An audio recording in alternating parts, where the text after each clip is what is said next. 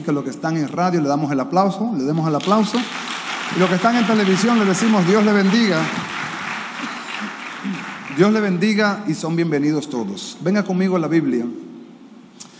Yo pensé que había terminado en la bienaventuranza de los pobres en espíritu.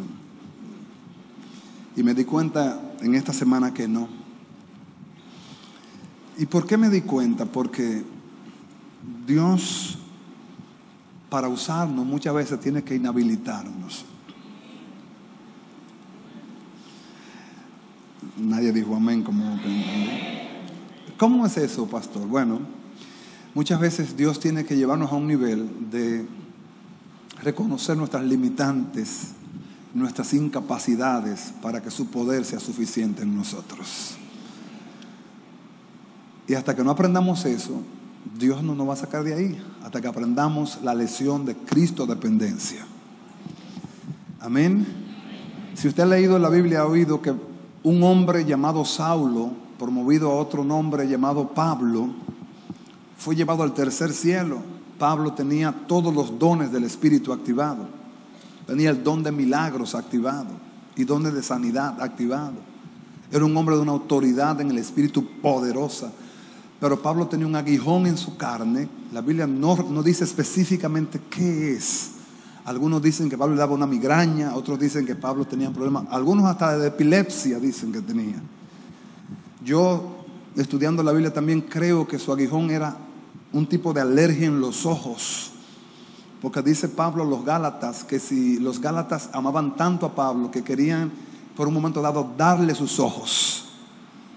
Es lo que se presume, como que los ojos se le alteraban, se le hinchaban los ojos de una manera que se ponía, que parecía como cuando una gente tiene una alergia, un monstruo. ¿Alguna vez usted ha visto una gente con alergia que se le hincha la cara, algo así? Y Pablo oró por él mismo, rogó a Dios 3 veces para que Dios lo sanara. Sáname, Señor, sáname, Señor, sáname, Señor. Y el Señor no lo sanó. Y Dios lo que le respondió fue: bástate mi gracia, porque mi poder se perfecciona en medio de tu debilidad. Todo lo de Dios es perfecto.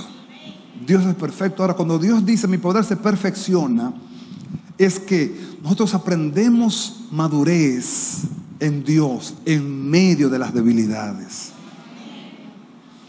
Ser maduro en Dios no significa tener muchos años en el Evangelio, ni tener un título literalmente teológico. A mí me sorprende cómo hoy día personas que se van a un seminario y se gradúan de ciertas materias teológicas, de inmediato se atribuyen ellos mismos lugares y preeminencias. Amado, en Dios los títulos son trapo de inmundicia. Para Dios un título no es nada.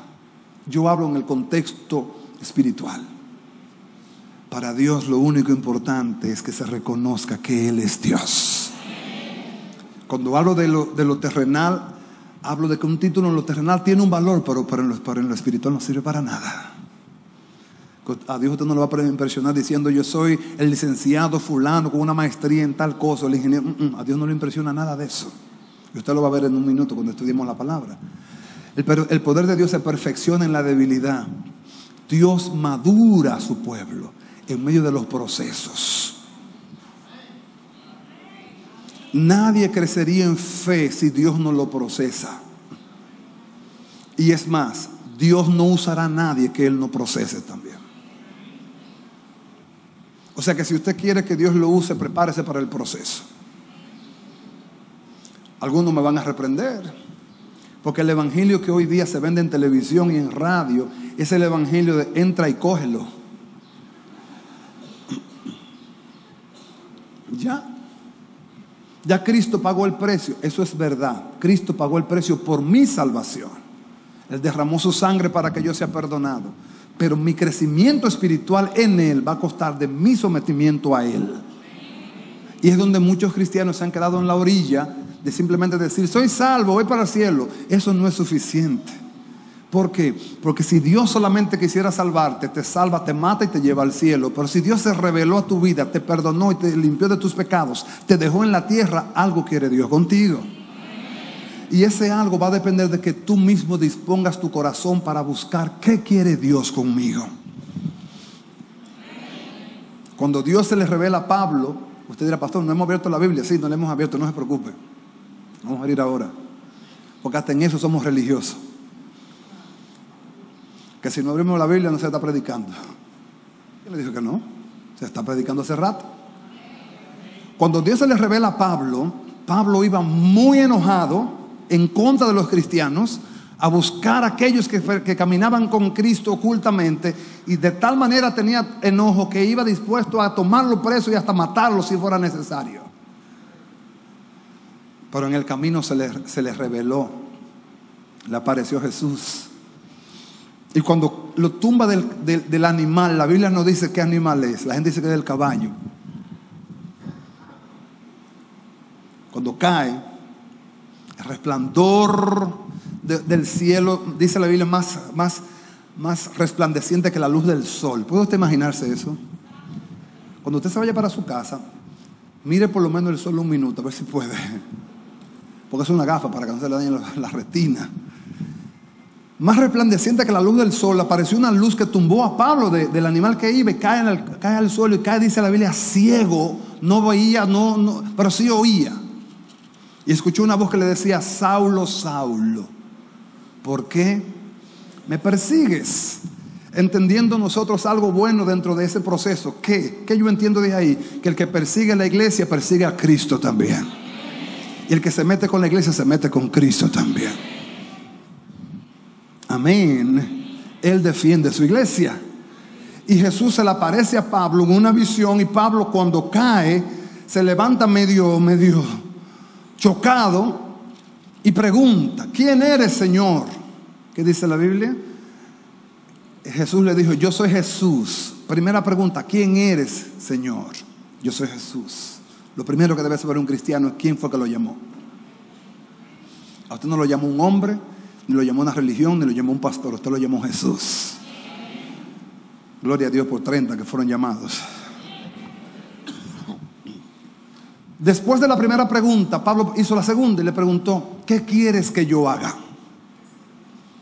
¿Qué quieres que yo haga? El ¿qué quieres que yo haga? Fue una pregunta que Pablo hizo inteligentemente, porque aunque él estaba chocado, Pablo sabía que en ese encuentro había un propósito. Es impresionante ver gente en la iglesia de años y no entienden que Dios tiene un propósito con sus vidas. Y si lo entienden, lo resisten. ¿Aló? Yo a veces me inclino más a decir es que no entienden. Porque si entendieran, ¿cómo es posible que se les resistan a Dios? Pablo hizo la segunda pregunta, ¿qué quieres que yo haga? Y sabía que había un propósito. Aunque Dios no le respondió de inmediato, le dijo, se te va a revelar en su tiempo lo que yo quiero contigo, Pablito. Y le tomó a Pablo 17 años entender el proceso y el propósito, el que quieres que yo haga. Pero Pablo entendió que había algo que hacer.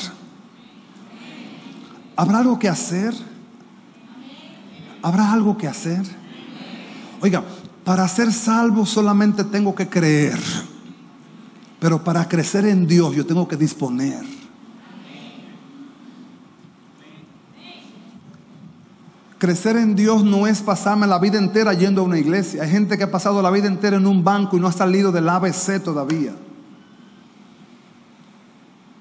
¿Cómo usted lo sabe, pastor? Fácilmente. Te lo voy a revelar en la vida de los niños. Mientras más prohibiciones tiene una iglesia, más niña es.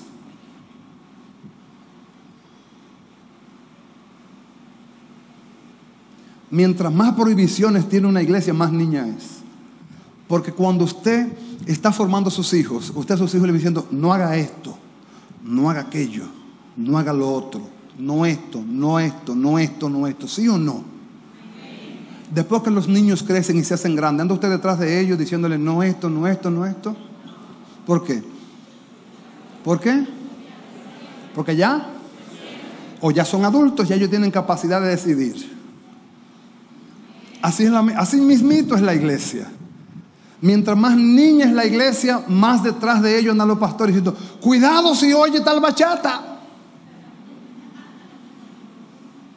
cuidado si ve novela, cuidado si esto, cuidado si lo otro. Y vivimos en cierto modo en un agobio ministerial, queriendo meternos en la individualidad de la gente, en vez de enseñar a la gente cómo agradar y cómo servir a Dios. Entonces Pablo sabía que había un propósito. Cuando sabía que había un propósito, Dios tuvo que trabajar con Pablo para cumplir el propósito. ¿Sabe qué está haciendo Dios con nosotros? ¿Qué usted cree que está haciendo Dios con nosotros? Trabajando en nosotros para Él poder cumplir el propósito en nosotros. Muy difícilmente, casi imposible, usted ve en la Biblia que Dios llama a una gente que Dios no lo procese antes de usarlo. ¿Qué significa procesarlo? Procesarlo significa enseñarle principios de representación. Si usted no aprende a creerle a Dios, ¿cómo usted le va a hablar a la gente de fe? Si usted no ha pasado por un proceso donde usted ha tenido que depender de Dios, ¿cómo usted le va a hablar a la gente de fe? Dios tiene que meterte en la escuela del desierto obligatoriamente. Por eso cuando hablamos de las ovejas, hay ovejas que son del prado y hay ovejas que son del desierto. La gente cree que el desierto es todo arena. No.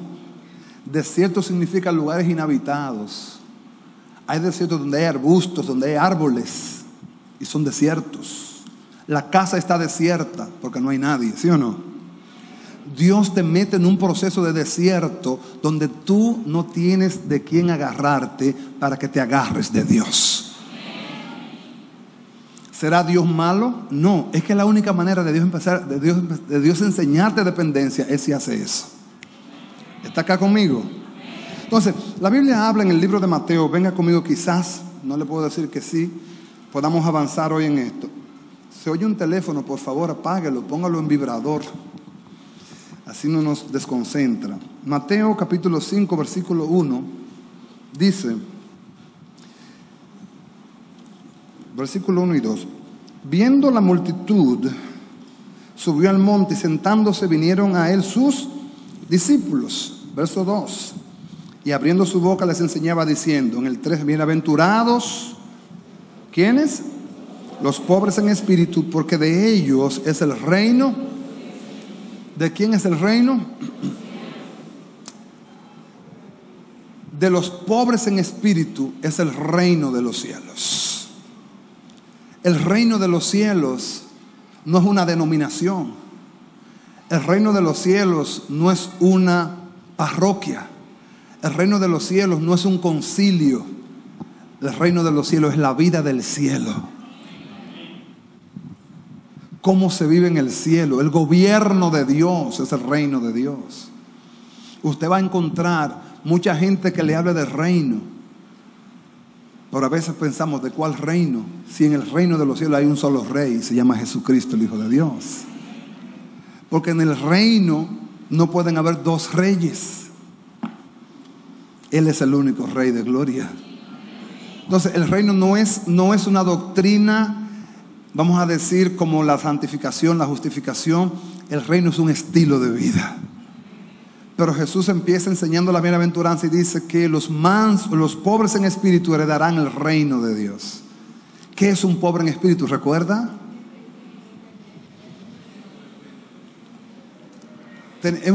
Hoy es el quinto mensaje hablando de lo que es un pobre en espíritu. Un pobre en espíritu es alguien que no depende de sus fuerzas, sino que depende de Dios. Alguien que no se atribuye él mismo ninguna cualidades en sí, sino que todo sabe que proviene de Dios. Alguien que para todo necesita ayuda de Dios y que para todo reconoce a Dios. Amén. Hemos enseñado de esto y hemos hablado de este punto por varias semanas, y hablábamos en el último culto de que el mayor ejemplo de pobreza en espíritu es Jesús mismo. Jesús, siendo el Hijo de Dios, siendo igual a Dios, cuando fue tentado por Satanás, no compró la oferta de Satanás como para demostrarle que él era el Hijo de Dios. Amado, usted no tiene que demostrarle a nadie que usted es cristiano. Viva como cristiano y los frutos hablarán. Hay gente que vive cuestionando el cristianismo de los otros. Y ese será cristiano. Pero mira, anda sin media. Y ese será cristiano. Pero mira, tiene un candado. Y ese será cristiano. Pero mira, usa un brazalete. Mucha gente sale a la calle a perder tiempo midiendo la vida de los demás. Y yo digo perder tiempo, ¿sabe por qué? Porque que yo sepa, cada uno comparecerá delante de su Señor y le dará cuenta. Que yo sepa, según la Biblia, cada uno tendrá que comparecer delante de Dios y darle cuenta a Dios. Y si quisiera ser un poco más céntrico, atienda cada cual su cartón, no sea que se le pasen las bolas.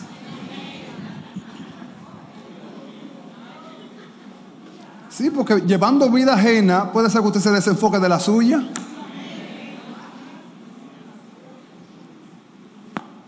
Amado, le digo esto con mucha propiedad. Yo no sé cómo hay gente que puede llevar vida ajena. Si yo con la mía casi ni puedo. Sí, hay gente que vive llevándole vida a los demás. Amado, perdonen, eso no es obra de cristiano. Pero tampoco usted tenga preocupación por demostrarle a aquel. Yo le voy a demostrar a aquel que yo soy cristiano. Amado, olvídese de eso. Usted no tiene que demostrarle a nadie. Viva para Dios y Dios se encargará de decir si usted es cristiano o no. Y ya. La enfermedad comparativa del hombre, lo que ha traído contienda. La enfermedad comparativa, el hombre vive en una comparación, vive comparándose, vive midiéndose. Y literalmente a lo que ha traído es contradicción y guerra muchas veces. Amado, si usted se enfoca en vivir para Dios, en tributarle a Dios, en reconocerle a Dios, el mismo Dios se encarga entonces. Él es el que honra a los que le honran. Pero el que a sí mismo se promueve, su promoción no es genuina en estos caminos. ¿Lo entendió? El que a sí mismo se alaba, su alabanza no es genuina en estos caminos. ¿Está entendiendo algo? Entonces, ser pobre en espíritu es la primera cualidad para ser heredero del reino. Ahora, ¿cómo yo conozco una gente que genuinamente es pobre en espíritu? Ya le hablé de Jesús, ¿verdad que sí? ¿Recuerda? Jesús, el diablo lo toma y le pone en la mano los reinos de este mundo y dice, nada de eso me interesa. Yo lo que quiero es que mi Padre me glorifique. Le provoca y le dice, eres hijo del hombre, eres hijo de Dios, tírate del pináculo del templo porque tú rompiste una ley física, tú caminaste sobre las aguas, tírate ahora, ven. No tengo por qué demostrártelo a ti, Satanás. Eres hijo de Dios, tú tienes hambre, dile a la piedra que se conviertan en pan. No tengo por qué demostrártelo tampoco, Satanás. Jesús es el ejemplo más alto de pobre en espíritu. Ahora, terrenalmente hablando, aquí en el lenguaje de nosotros, ¿cómo se mide en nosotros ser pobre en espíritu? ¿Usted está listo para que se lo enseñe por la Biblia? Listo. Yo me tomo un tiempo para hablarle de antemano porque no voy a durar tanto predicando, así me guardo mi garganta también. Venga conmigo al libro de Job.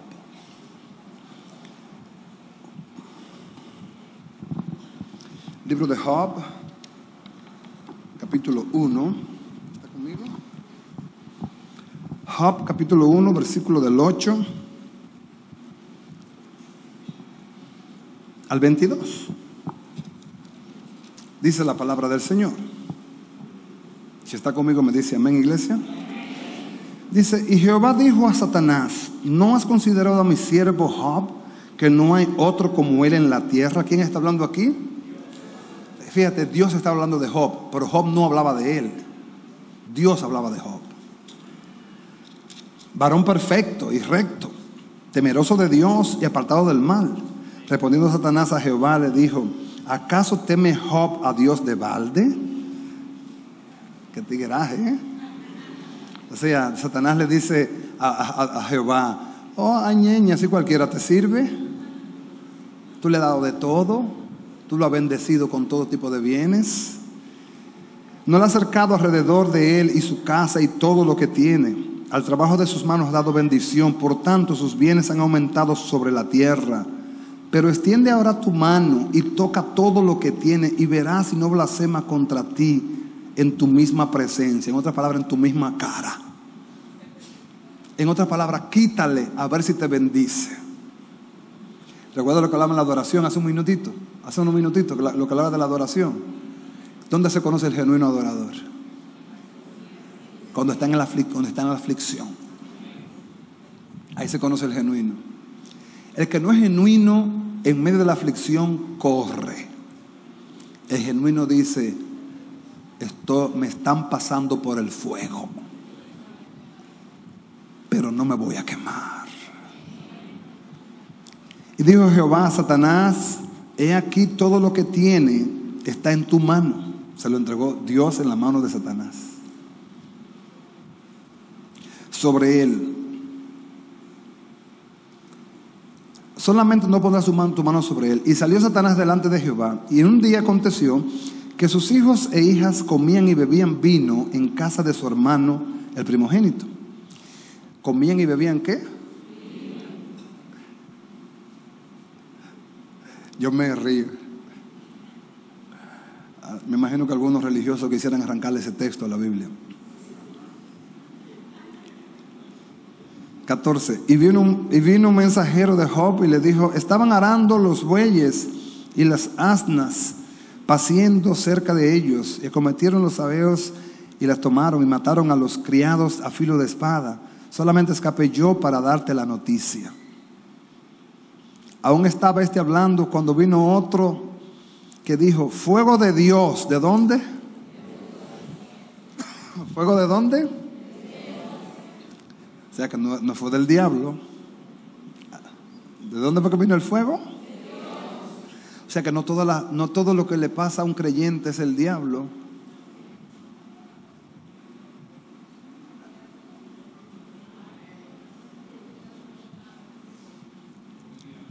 Una de las debilidades del desconocimiento del propósito que muchos cristianos tenemos es que cada vez que algo nos pasa, que no nos sale bien, reprendemos al diablo. Y es porque no hemos entrado en el nivel de pobreza de espíritu todavía. El diablo es un siervo involuntario de Dios. Dios lo usa cuando Él quiere usarlo también. ¿Quién es el poderoso de Israel? ¿No puede Jehová hacer lo que Él quiera? Pero vamos a entender propósitos. Diga conmigo: Dios, ayúdanos. 16 dice: aún estaba hablando cuando vino otro y le dijo: fuego de Dios cayó del cielo, que quemó las ovejas y los pastores y los consumió. Solamente escapé yo para darte la noticia. Todavía estaba hablando y vino otro y dijo: los caldeos hicieron 3 escuadrones y arremetieron contra los camellos y se los llevaron y mataron a los criados a filo de espada. Y solamente escapé yo para darte la noticia. Entre tanto que hablaba, vino otro y le dijo: tus hijos, ay papá, llegó a un nivel delicado, le tocó los hijos. Tus hijos y tus hijas estaban comiendo y bebiendo vino en casa de su hermano el primogénito. Y un gran viento vino del lado del desierto y azotó las 4 esquinas de la casa, la cual cayó sobre los jóvenes y murieron. Y solamente escapé yo para darte la noticia. Yo me imagino que ustedes se imaginarían a Job dando gritos y lleno de ataques, ¿verdad que sí? Y dice en el versículo 20: entonces Job se levantó, rasgó su manto, rasuró su cabeza y se postró en tierra y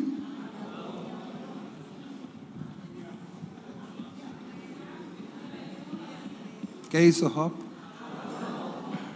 Adoró. Bendito sea su nombre.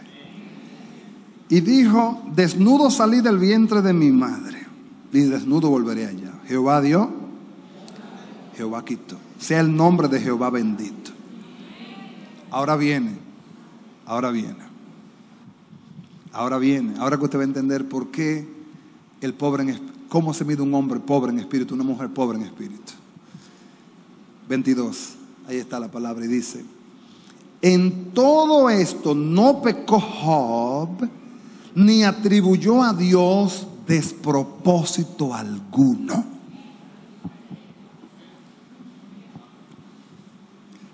Job conocía la soberanía de Dios. ¿Qué significa soberanía de Dios? Dios es indiscutible, es incuestionable. Él está por encima de todo. Y lo que Él permite, con propósito lo permite. El que es pobre en espíritu busca en la aflicción el propósito.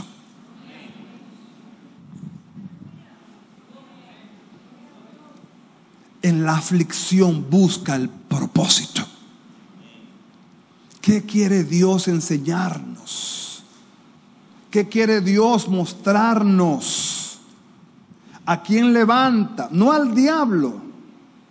Con todo lo que Job pasó, el diablo pudo haber intervenido en algunas cosas, pero una de ellas dice que fue fuego de Dios que cayó. Dios permitió que algo viniera, que algo fuerte viniera sobre él. Usted dirá, pastor, ¿y de qué Dios usted me está hablando a mí? Si el Dios que yo he oído que se predica es un Dios bueno, misericordioso y compasivo, ¿verdad que sí? Lento para la ira. Sin embargo, si tú te lees bien a los hombres que Dios más ha usado y más con poder los ha llenado, son los hombres que Dios más ha procesado también.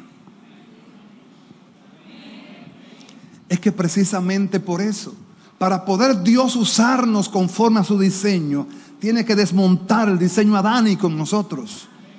Tiene que quitar todo lo carnal, todo lo adánico, todo lo terrenal, tiene que irlo anulando. ¿Y qué mejor manera de anular lo adánico que trancándote el juego?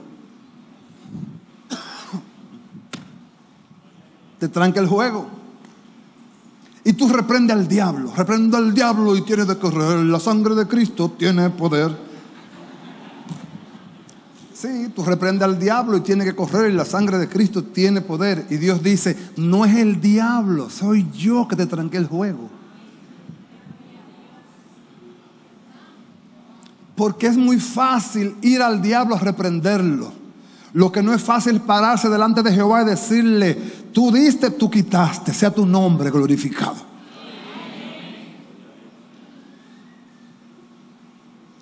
Por eso es que el evangelio de las reprensiones demoníacas es más fácil del evangelio del reino. Es más fácil. Tropieza, Señor reprende al diablo. Entonces, Señor reprende al diablo. Es más fácil. Es más fácil que tú pararte y decir, yo no entiendo por qué yo duré una semana acostado en mi casa, que no me podía parar, que no podía hablar, que no podía durar 5 minutos porque me inundaba. No lo entiendo, pero Dios tiene un propósito. En el momento no entiendo todo, pero sé que la soberanía de Dios está sobre mí. Ser pobre en espíritu es no atribuir despropósitos.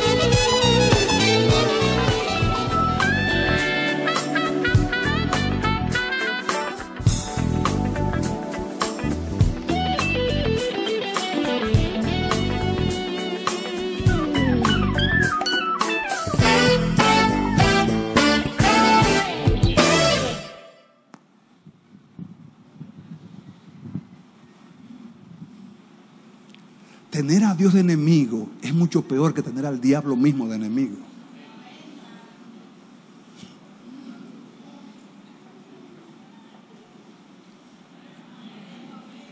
Entonces, el hombre del propósito, el hombre pobre en espíritu, la mujer pobre en espíritu, si perdió el trabajo, dice, Dios tiene un propósito con eso. ¿Qué propósito tendrá Jehová con que yo pierda el trabajo? No lo entiendo ahora, lo entenderé en su tiempo.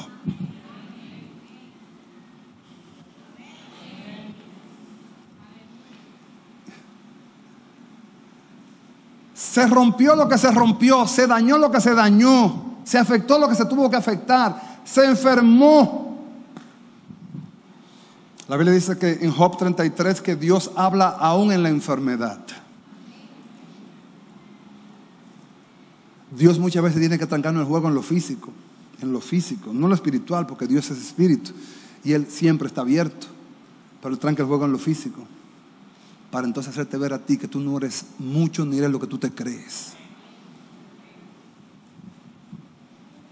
Te tranca el juego, donde ni tu dinero puede, donde ni tu intelecto puede, donde ni tu título puede, solamente Dios puede.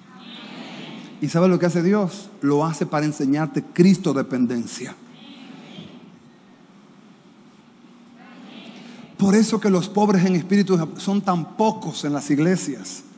El humanismo ha hecho mucho daño al ministerio. El tú puedes, levántate, tú puedes. Tú puedes, si tú puedes en Cristo es que tú puedes. Tú puedes en Cristo, claro, pero sin Cristo tú no puedes nada. El enemigo vende la otra parte de que tú puedes sin Cristo y vete solo. Eso es lo que el diablo quiere, porque esa fue la tentación de Cristo. ¿Cuál fue la tentación de Jesús? Que se separara del Padre, para que hiciera Él su vida y su agenda. Eso es lo que el diablo le mete a mucha gente. A uno de los púlpitos se los mete aquí en la cabeza. Haz tu vida, haz tus planes, haz tus proyectos. El pobre en espíritu dice, ¿cómo yo me atrevo a hacer un plan sin Dios? El pobre en espíritu dice, ¿y cómo yo me caso sin tener certeza de que Dios me está guiando? ¿Tú te estás poniendo loco? El pobre en espíritu dice, ¿tú crees que yo me voy a mover de aquí para allá sin que Dios confirme? Pobre en espíritu. No crea que es simplemente no tener personalidad o no tener carácter. Es negarte a ti mismo, como Jesús dijo. ¿Qué dijo Jesús? Si alguno quiere, o sea, diga conmigo, no es obligado. Dígalo otra vez, diga, no es obligado. Si alguno quiere venir en pos de mí, antes de tomar la cruz, tienes que negarte. Por eso el evangelio a muchos les sabe a sangre sin necesidad de que les sepa sangre. El evangelio es poder de Dios para salvación a todo aquel que cree.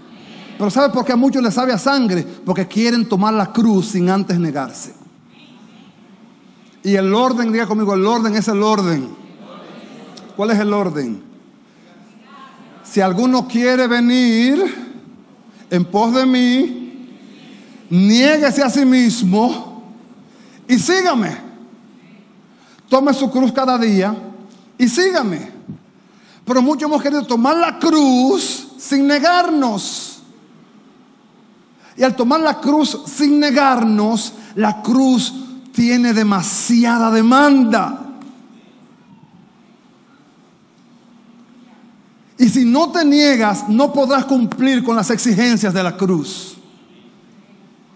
Para poder cumplir, tienes que decir, como dijo Pablo, ya no vivo yo, Cristo vive en mí. El pobre en espíritu dice, yo para caminar en este camino no puedo caminarlo en mis fuerzas. ¿O acaso podemos nosotros vencer con nuestra fuerza?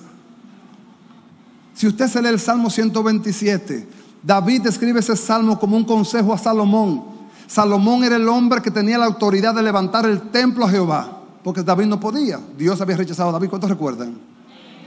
Yo asumo que usted lee la Biblia y que conoce la historia, ¿verdad que sí?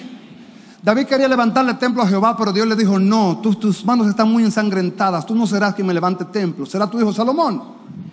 Pero cuando David entiende esa verdad, David es un tipo del padre que ve a su hijo reinar. David fue el único rey de Israel que vio a su sustituto sentarse en su trono estando él vivo.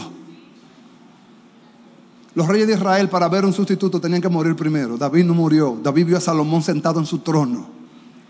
Es un tipo del padre viendo al hijo coronado. Pero cuando David le da el consejo a Salomón de la edificación del templo, en el Salmo 127, David le dice a Salomón, le dice, escuchen, le dice: Salomón, si Jehová no edifica la casa, léanlo cuando ustedes quieran, en vano trabajan los que la edifican.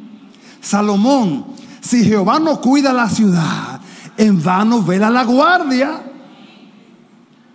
Se lo está diciendo un rey a otro rey. Le está diciendo, aunque tú tengas todo el poder económico, todo el poder para hacer un palacio, si Dios no te ayuda, porque no solamente la casa en el contexto físico, la casa en el contexto espiritual. Lo que Dios le dijo a Salomón a través de David es: Dios va a ver más que el edificio que tú levantes, va a ver el testimonio que tú levantas. Por eso cuando Salomón termina el templo y lo edifica y lo va a inaugurar, había contentamiento en el trono de Dios. Había tanto contentamiento en el trono de Dios que el día de la inauguración del templo, la gloria de Dios llenó el templo, que la carne, que ningún sacerdote pudo entrar. Porque Dios se agradó de la ofrenda, del sacrificio, del edificio que Salomón hizo. Porque no solamente fue un edificio, fue un testimonio. ¿Entiende alguito? ¿Entiende alguito? Pobre en espíritu, amado. No es que usted sea el hermanito que anda con los pies por el suelo, con la patica por el suelo y anda, la pobre hermanita. No. Pobre en espíritu, que puede decir: Dios tiene un propósito en todas las cosas. Y aunque ahora yo no entienda el qué Dios quiere lograr conmigo, yo sé que Dios está obrando, que Dios está trabajando, que Dios está perfeccionando, que Dios está sacando de mí ciertas cosas que la está usando como para hacerme ver quién soy yo. A veces nosotros nos vemos muy bonitos por fuera y por dentro llenos de maldad.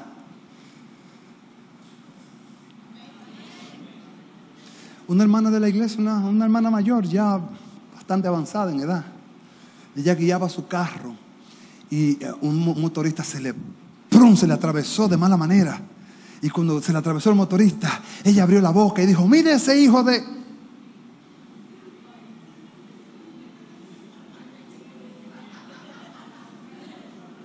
Lo dijo. Pero no solamente que lo dijo, sino que pensó por un momento dado acelerar el carro y darle un tablazo al motorista. Y después venir a la iglesia: los muros caen y con ellos las cadenas.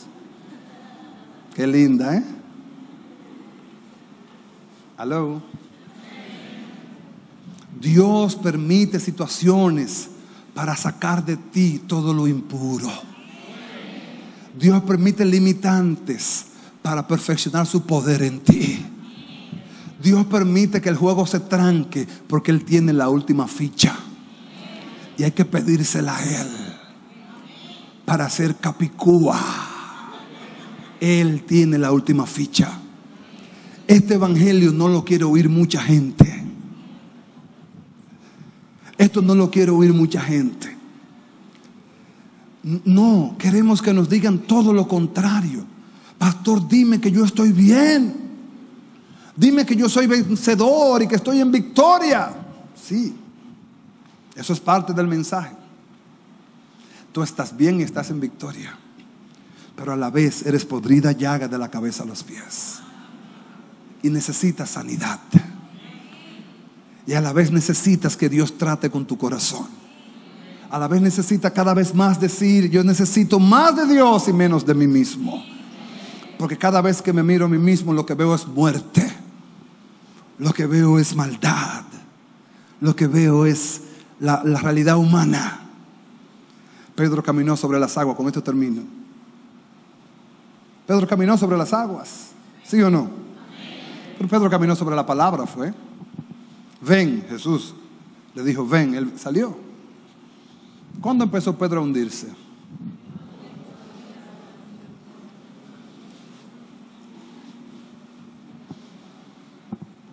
¿Cuál es la teoría? Pedro empezó a hundirse ¿cuándo? Cuando quitó la mirada del Señor, ¿verdad que sí?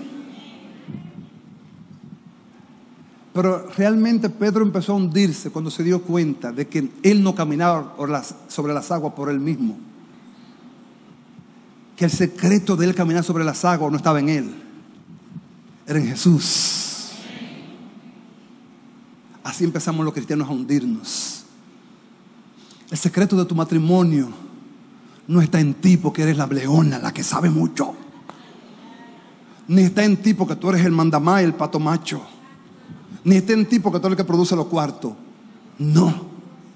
El secreto de su matrimonio no está ni en usted varón ni en usted mujer. Está en Jesús. En que usted lo mire a Él y le dé lugar a Él y le diga a Él: sé tú el que guíe esta barca. Es la clave. Cuando aprendamos a hacerlo así, las cosas cambiarán. El secreto de la prosperidad de Israel, por eso uno de los pecados de Israel sigue siendo ese: se atribuyeron ellos la prosperidad, no sabiendo que de Jehová son las riquezas. Cuando te vaya bien en la tierra, cuando Dios te prospere, cuando Dios te bendiga, acuérdate de quién te da el poder para hacer las riquezas. El pobre en espíritu dice: yo lo que tengo, lo tengo porque Dios me lo ha dado. La fuerza que tengo, la tengo porque Dios me la ha dado. La inteligencia que tengo, la tengo porque Dios me la ha dado. De Jehová es la sabiduría, de Jehová es la inteligencia, de Jehová es el poder, de Jehová es el poder para hacer las riquezas. El pobre en espíritu no le atribuye despropósitos a Dios, sino que todo lo que tiene y todo lo que hace se lo atribuye a Dios. ¿Llegaremos a ese nivel nosotros? ¿Llegaremos a ese nivel de decir: yo soy Cristo dependiente? Aquí que está el conflicto. Ay, entonces, ¿yo no puedo tomar decisión? Sí, claro, tómala, pero las consecuencias van a decir: tómala. Atrévase, hermano, y tómala, pero las consecuencias pueden venir. Porque tal como una la otra, el irse fuera de la voluntad de Dios es irse sin Dios. Por eso el pobre en espíritu es tan difícil de encontrar en la iglesia. Una persona que diga: no, yo voy a esperar el tiempo de Dios, yo no me voy a mover hasta que Dios no me diga. No me voy a mover hasta que Dios no me diga, hasta que Dios no me dé certeza en mi espíritu, y no me voy a mover.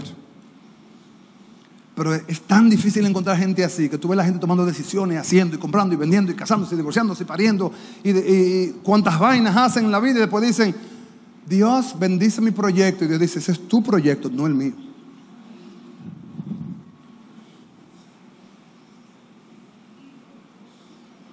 Hello. ¿Llegaremos a hacerlo? ¿Quiere Dios que seamos? ¿De quiénes será el reino de los cielos? Los pobres en espíritu dirán: Dios tiene un propósito.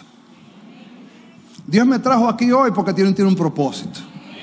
Dios me va a enseñar a mí a oír su voz. Y me va a enseñar a ver si yo estoy tan alineado a Él, de tal manera que si el mensaje me confronta, ¿sabe lo que hace mucha gente? Me gustó la predicación hoy.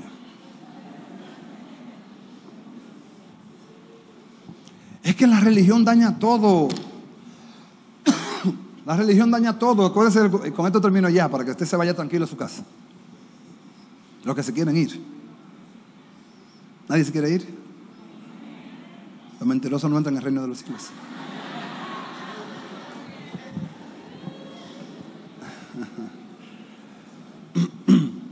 La viejita, el predicador y la viejita. ¿Lo conoce ese cuento? Claro que sí, que usted lo sabe. El predicador empieza a atacar.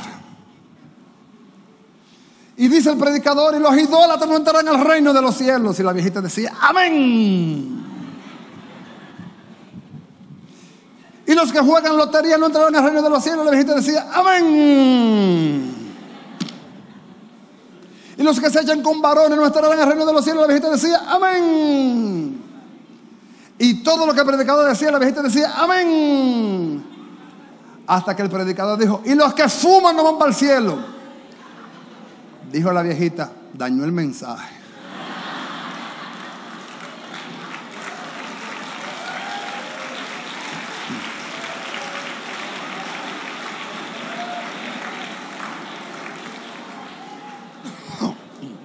¿Por qué se dañó el mensaje? Porque eso no le gustó. Y nosotros, por naturaleza carnal, nos gusta lo que nos apela, lo que es igual a mí, me gusta. Si yo soy así, por ejemplo, fíjese usted, ¿por qué la gente busca personas más o menos que tengan afinidad para hacer compinche? El morboso busca otro morboso, el ladrón busca otro ladrón, el chismoso otro chismoso, el bebedor otro bebedor. ¿Por qué? Es para que se aplaudan el uno al otro. Difícilmente tuvo un chismoso haciendo coro con una gente seria, porque el que tiene carácter no le va a hacer juego al chismoso. Pues no, con este yo no hago coro con este. Cuando la verdad de Dios nos confronta, como la verdad de Dios está contraria a mi naturaleza carnal, no me gusta, no me va a gustar. Pero si yo estoy alineado a la naturaleza de Dios y sé que lo que Dios quiere para mí es alinearme al propósito, aunque no me guste, voy a decir amén, porque lo que importa al hombre de Dios es que el propósito de Dios se cumpla. ¿Alguien dijo amén? Pues póngase de pie entonces, si dijo amén. No se me vaya lejos. Simplemente quédese ahí de pie. No le atribuya despropósitos a Dios.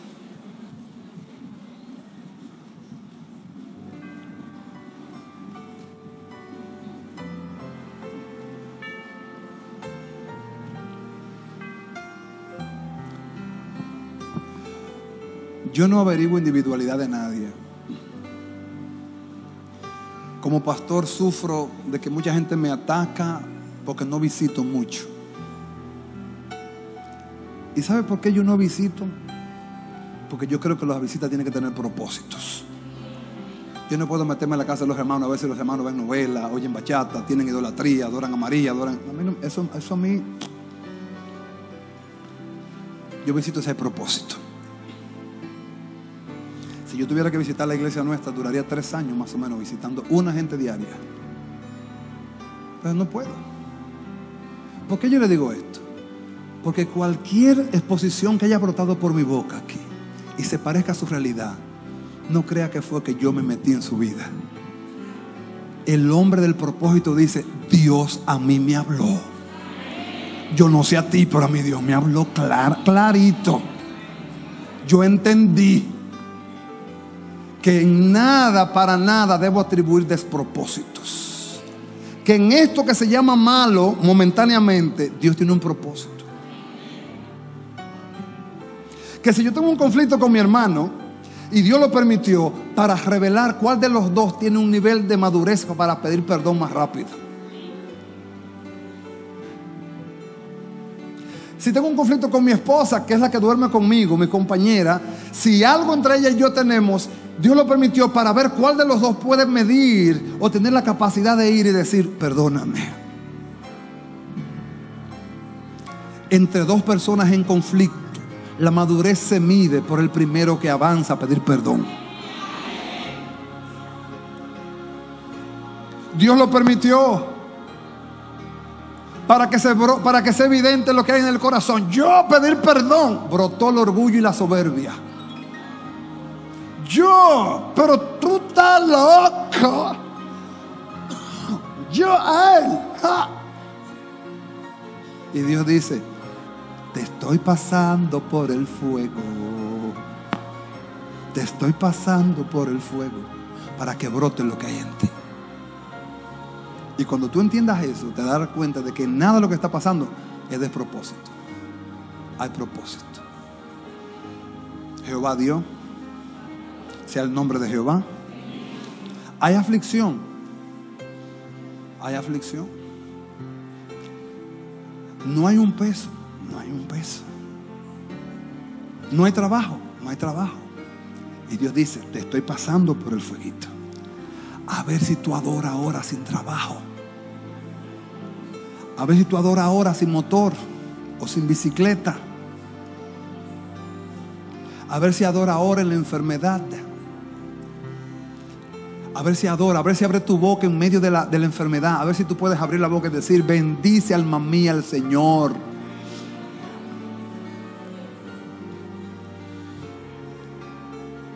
Se fueron los amenes. Amado, que tu vida sea tan firme que nadie sepa de tu aflicción, porque tu alabanza es demasiado alta. Tu nivel de alabanza es tan alto que es imposible notar que estás en aflicción. Nadie se dio cuenta de que este hermano duró 6 meses sin trabajo. Nunca lo oímos quejándose, ni gritando, ni murmurando, ni pidiendo. Siempre estaba alabando a Dios, siempre estaba sirviendo al Señor, hasta que ahora le llegó una bendición grandísima. El hermano viene y se para y dice, Dios me ha bendecido. Yo tenía tanto tiempo esperando una respuesta y duré 1 año esperándola. Y en ese año, ¿qué hiciste? En ese año mi boca no se cerró, ni mi mano decayó. En ese año mi boca se mantuvo abierta y mi mano levantada, hasta que llegó la respuesta de Jehová. Pobres en espíritu. Pobres en espíritu. ¿Alguien está acá? Señor, muchas gracias. Tú quieres enseñar a un pueblo a vivir tu vida, y no es por fuerza. Lo único que tú pides es disposición. Yo te ruego que tú puedas, por el Espíritu Santo, traer el corazón a la disposición en esta mañana. Señor, que en todas las cosas que hemos expuesto aquí, tú nos enseñes a vivir tu vida. Danos corazón, danos entendimiento. Vamos a salir de este lugar, algunos posiblemente contrariados, porque no es lo que la carne quiere oír. Algunos posiblemente disgustados, porque lo que queremos es que nos sigan animando en nuestros errores. Y Señor, si entendiéramos que la confrontación es para vida, que lo que tú quieres es acercarnos más a ti, que mientras más humanamente planificamos, más nos alejamos de ti. Que planifiquemos contigo, que hagamos agenda contigo, que hagamos planes contigo, Señor. Ese es tu deseo. Señor, ayuda a tu iglesia. Empieza con nosotros. Ayúdanos, Señor. Yo no conozco la individualidad de nadie. Tú las conoces. Sabes quién no tiene un trabajo, sabes quién está pasando por un proceso con los hijos, un proceso matrimonial, un proceso empresarial, un proceso de salud, un proceso ministerial. Tú lo sabes todo, Señor. Pero enséñanos a no atribuir despropósitos, sino a decir, Dios tiene un propósito con esto. Él lo va a revelar. Él lo está revelando. Señor, ayuda a tu iglesia. Ayúdanos, Señor. Ayúdanos, Señor. Ayúdanos. Ayúdanos, empodéranos, capacítanos. Enséñanos, Dios, para la gloria de tu nombre, por el Espíritu Santo, en el nombre de Jesús. Y amén.